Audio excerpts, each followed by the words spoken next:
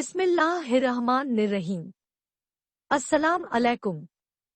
प्यारे दोस्तों, मैं फरीहा खानम और आप देख रहे हैं इस्लाम धर्म टीवी। दोस्तों, जैसा कि हम सभी जानते हैं कि यूट्यूब पर आजकल धर्म युद्ध छिड़ा हुआ है।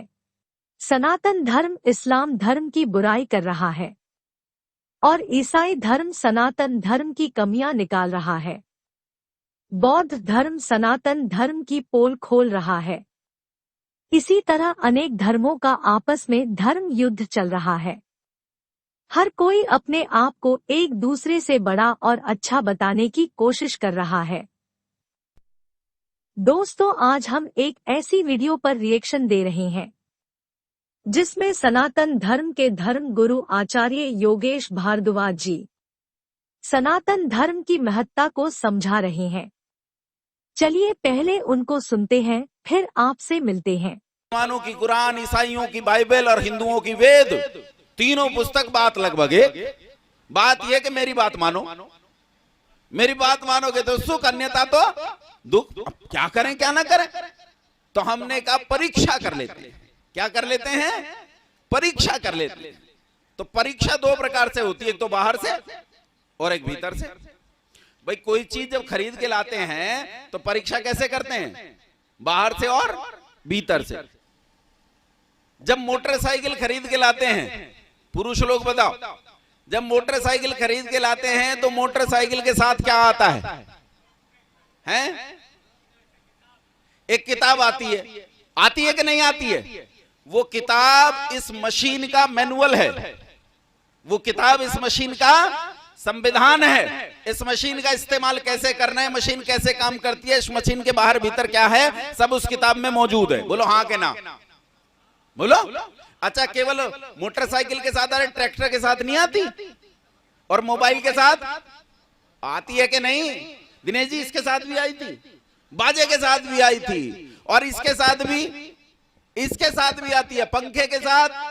दुनिया की हर मशीन के साथ वो किताब आती है, कोई मशीन नहीं। यानी जब कंपनी किसी मशीन को लॉन्च करती है तो उसी के साथ साथ किताब को भी लॉन्च करती है। बात समझ में आई कि नहीं? मशीन और किताब इकट्ठे लॉन्च होते हैं। माताओं ध्यान से सुनो, बाबाओं के जाल काट रहा हूं सारे, बाबा नहीं बचेगा एक भी अगर तुम्हारी ये बात समझ में आ गई।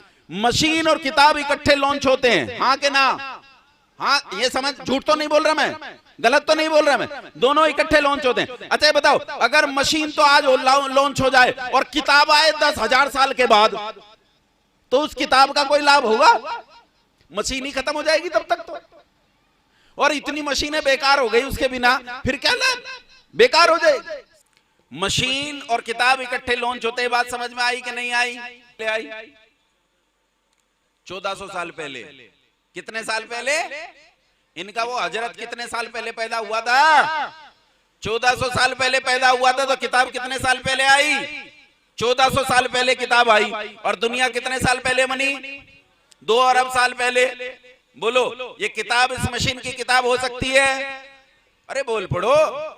परीक्षा में पास के फेल, असली के नकली, झूठी के फर्जी है कि नहीं है? फर्जी है ये किताब, किताब फर्जी है। अगर असली किताब होती तो ये मशीन के साथ आती। ब्रह्मांड जब आया 2 अरब साल पहले, तब ये किताब भी आती, तब सच्ची होती। ये तो अब आई जुम्मा 8 दिन हुए हैं। दूसरी को देख लेते हैं। दूसरी किनकी? हैट वालों की है बाइबल। वो कितने साल पहले आई? 2000 साल पहले। कितने साल पहले आई? 2000 साल पहले। और दुनिया कितने साल पहले बनी? बोलो, 2 अरब साल पहले। किताब असली के नकली, परीक्षा में पास के फेल, सच्ची के फर्जी। पहली परीक्षा में दोनों फेल। तीसरी वेद। वेद को देखते हैं, वेद कितने साल पहले आया?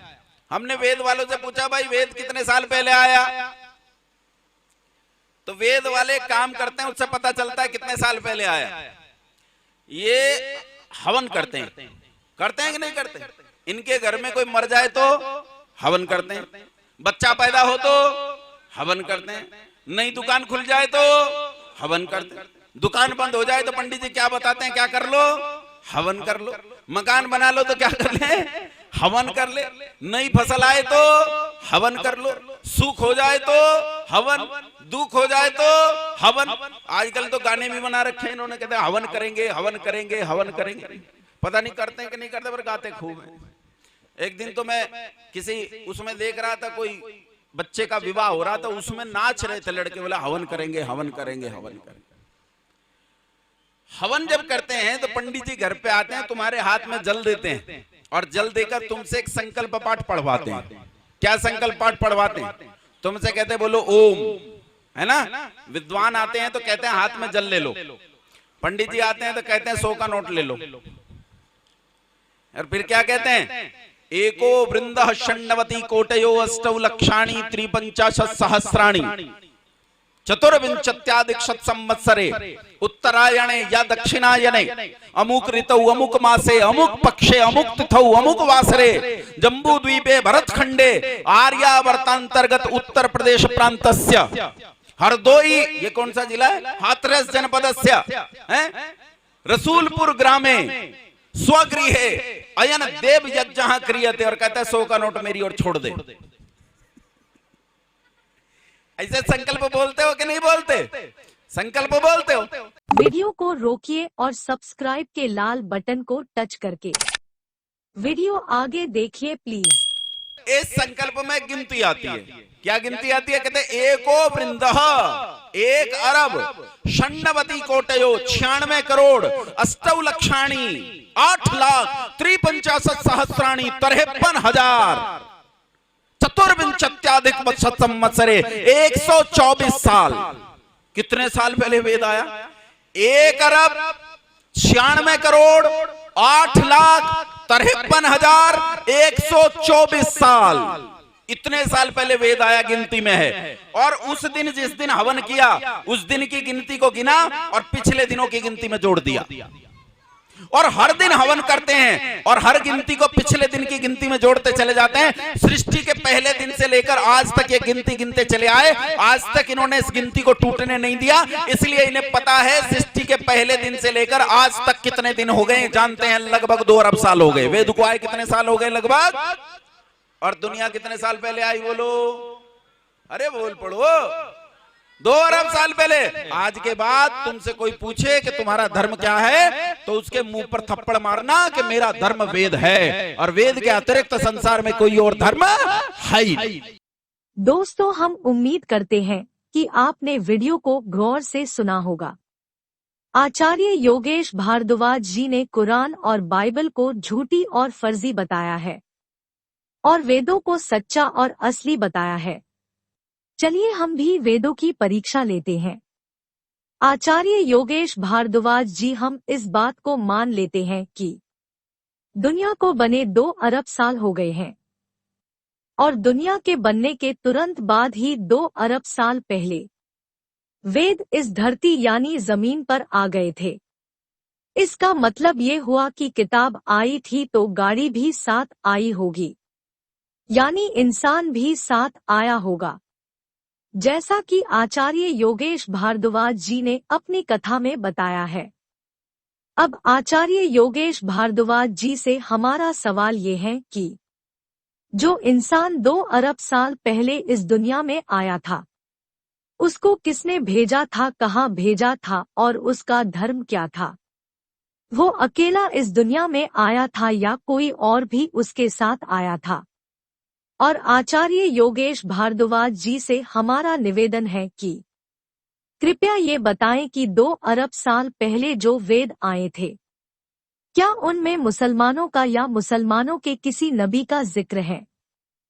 अगर नहीं है तो क्यों नहीं है? क्योंकि 1500 साल पहले आने वाली किताब में तो काफिरों, ईसाइयों और यहूदियों का बड़ी अच्छी तरह से जिक्र किया गया है और इंसान के इस दुनिया में आने से लेकर और दुनिया के अंत तक का पूरा हाल बयान किया गया है। दोस्तों, आपको आचार्य योगेश भारद्वाज जी की बात सच्ची लगती है या हमारे सवाल जो हमने आचार्य जी से पूछे हैं? दिल पर हाथ रख कर बताएं प्लीज, कौन सच्चा और कौन झूठा। शुक्रिया वीडियो देखने के लिए।